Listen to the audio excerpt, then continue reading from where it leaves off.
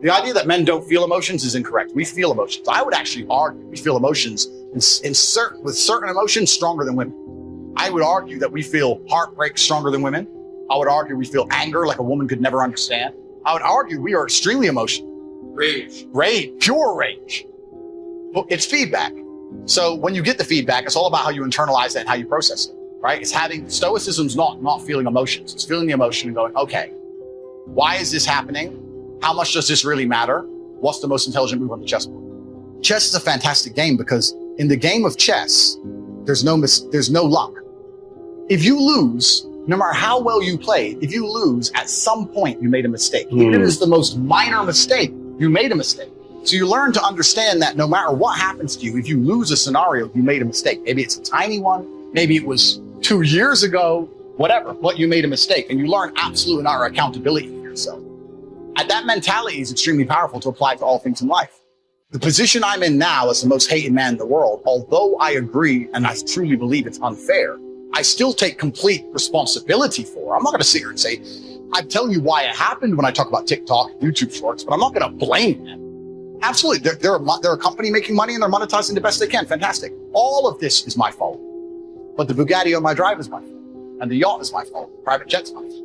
So it's all my fault. So I take the good with the bad. I take all responsibility for absolutely everything, including if a woman leaves me, if a woman stays, if I end up heartbroken, if I end up filled with rage, I take responsibility for that. If something happens to me that makes me enraged, I will take responsibility. Why has this happened to me? Why do I feel this way? How did I end up in this position? This one we've heard since we were small, I'm sure. In fact, we've probably heard it so often we could quote it. It says, whatever you sow, what? You shall reap. Here's my first suggestion on the law of sowing and reaping. Don't try to beat it. You might as well try sitting on the sun in the morning. Keep it from coming up. You'll have better luck. Whatever you reap is what you've sown. If you don't like the crop, who do you look up? Answer, whoever planted it. And where do you find who planted your crop? Answer, in the mirror. That's where you go. And if necessary, you say, a few skinny carrots? Where were you last spring? Asleep?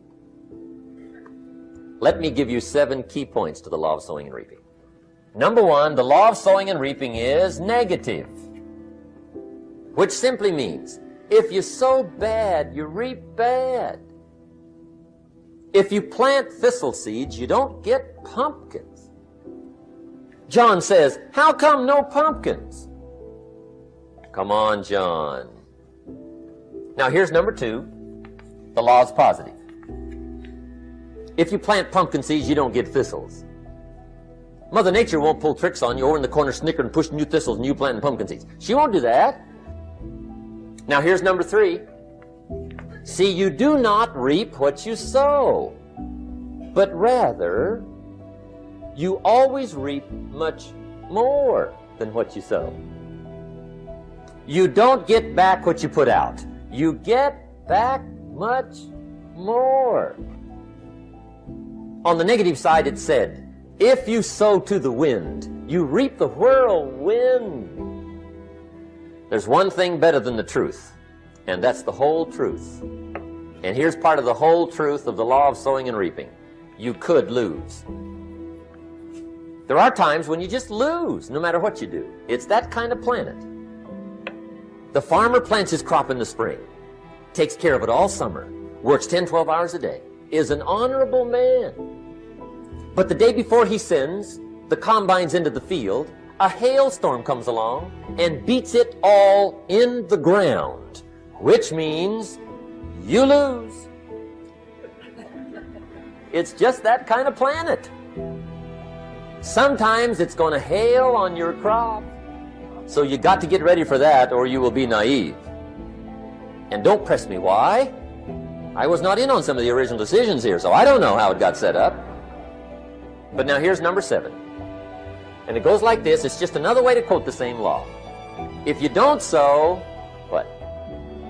You don't reap. You don't even have a chance. Get you some sowing going. And remember, you've got plenty of time. Some people spend enough TV time to make a fortune.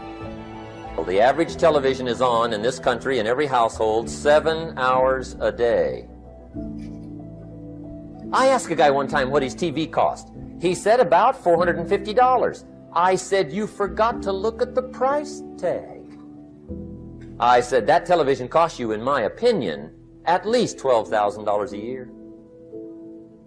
Owning it's cheap. Watching it is what's expensive. Pay a little, but not $12,000. And he's the guy that said, I hope pay TV never comes. And here's a good question to ask. We are all buying somebody's plan. The question is, whose? Who's got you talked into your present plan? Who's got you talked into doing what you're doing? See, 10 years from now, you will surely arrive. The question is, where?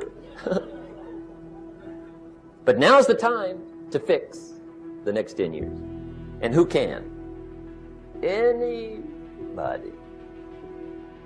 It's not what happens that determines the major part of your future. The key is what you do about it. We cannot change the circumstances, but we can change ourselves. If you will change, everything will change for you. Work hard on yourself and develop a skill. I'm telling you, your whole life can explode into change.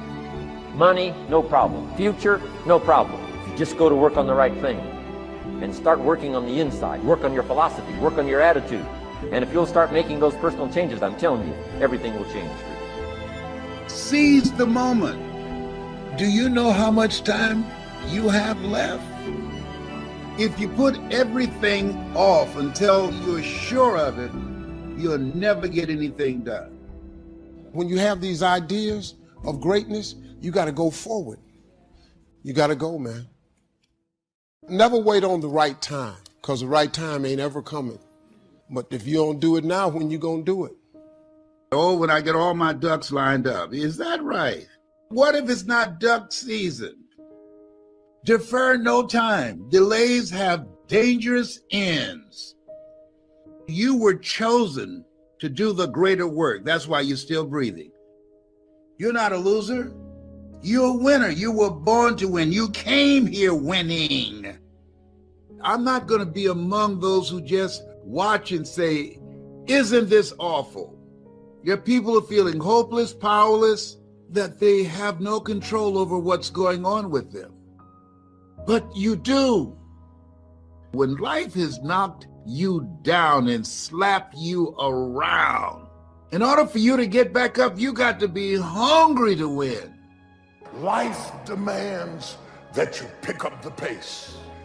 If you don't pick up the pace, you're going to be left behind. You don't want to waste any time.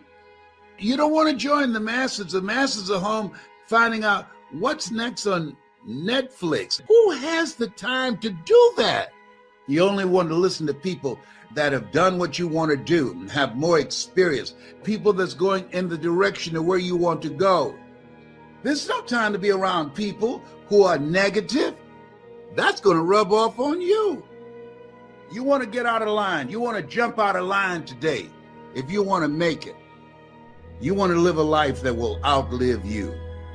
I don't have time to be looking at no Netflix. When you're hungry to win, you make decisions that your future self will say, I'm glad you made that decision. Thank you. People that are hungry to win are rethinking their lives, and we shouldn't be playing either. Pray as if everything depends upon God, but work as if everything depends upon you.